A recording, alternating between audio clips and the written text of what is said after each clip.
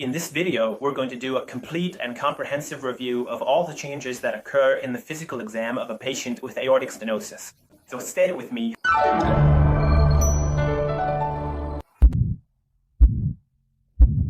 As we mentioned, to approach the physical exam of aortic stenosis in an organized and systematic way, we use the word script, with each letter representing one of the characteristics of a heart murmur.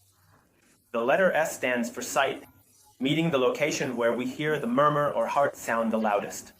In a patient with aortic stenosis, the area where we hear the murmur the loudest is the aortic area. That is the right second intercostal space.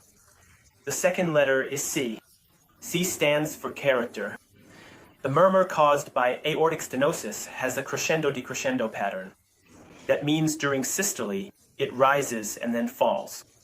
And an important point is that the more intense the AS murmur becomes, the closer the peak moves to the end. In other words, it becomes late peaking, and on the other hand, because the gradient across the valve in an AS patient is high, the aortic stenosis murmur is harsh.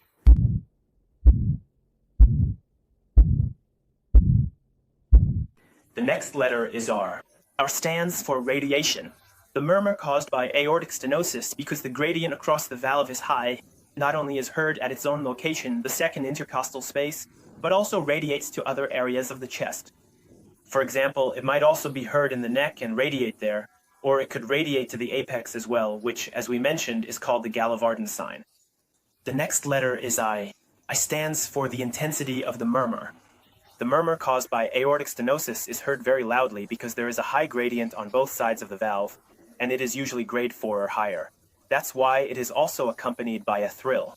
This means that if we place our hand on the patient's chest, we can feel the vibration from the murmur as a thrill. The letter P stands for pitch or frequency. Aortic stenosis murmurs are high-pitched or high-frequency. And the last letter in the word script is T. T stands for timing. The murmur caused by aortic stenosis is mid-systolic. If you found the video helpful so far, please like it and share it with your friends. And if you don't want to miss my upcoming videos, please subscribe. In a patient with aortic stenosis, just examining and evaluating the characteristics of the murmur alone is not enough. We also need to assess the other features that accompany the murmur.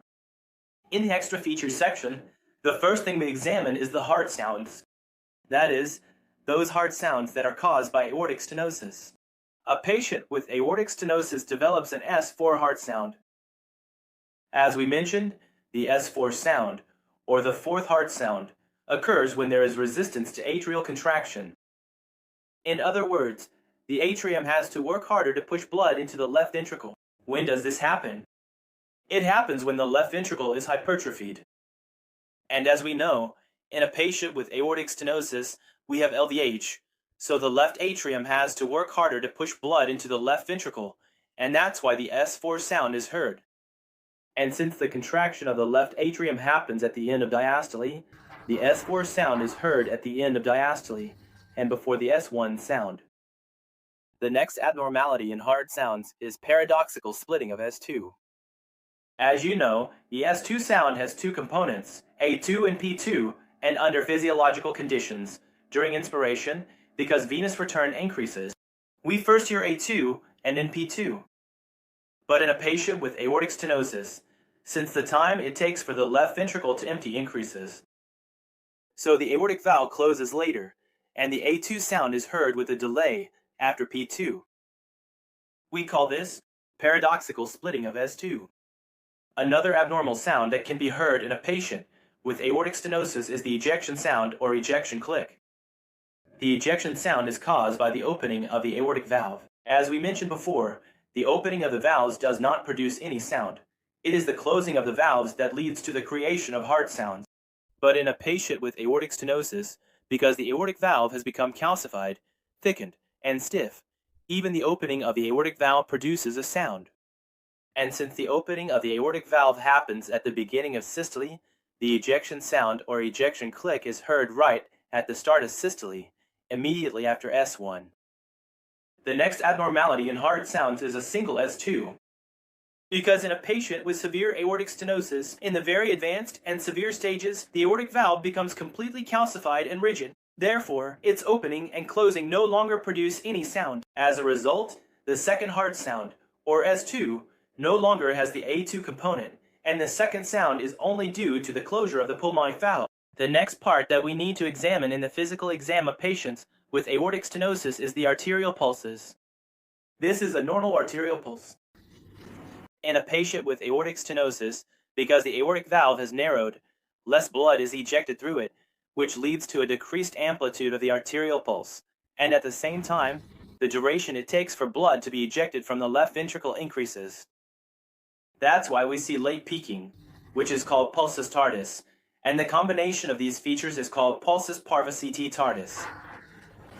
So, the characteristic of the arterial pulse in a patient with aortic stenosis is pulsus parvus et tardus. That means both the pulse amplitude is reduced, the arterial pulse is weak, and there is also late peaking, meaning it reaches its peak later. In a patient with aortic stenosis, because the cardiac output decreases, blood pressure is usually low, and the difference between systolic and diastolic pressure is also reduced. So, patients with AS have a narrow pulse pressure.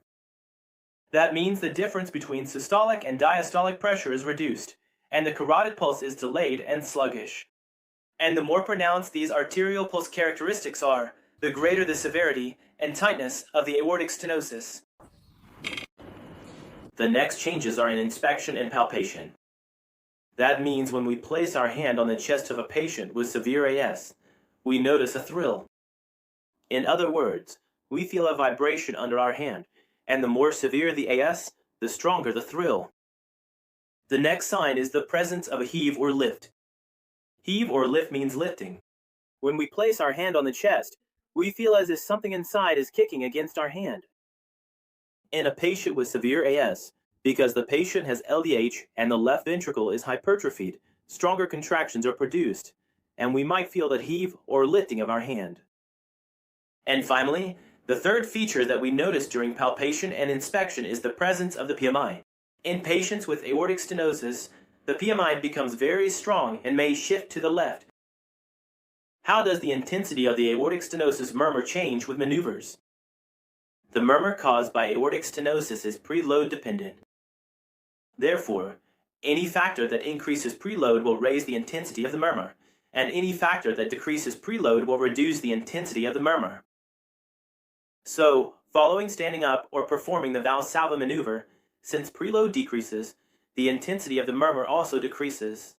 But after exercise or squeezing, since preload increases, the intensity of the aortic stenosis murmur also increases. There is another term called aortic sclerosis. A patient may have sclerosis and calcification of the aortic valve, but severe aortic stenosis has not yet developed. In patients with aortic sclerosis, a systolic murmur can also be heard, but it has a few distinguishing features. In these patients, a mid-systolic murmur is heard. There is also no thrill, and the changes seen in the arterial pulse, such as pulsus parvus et tardus and late peaking, are not present in patients with aortic sclerosis.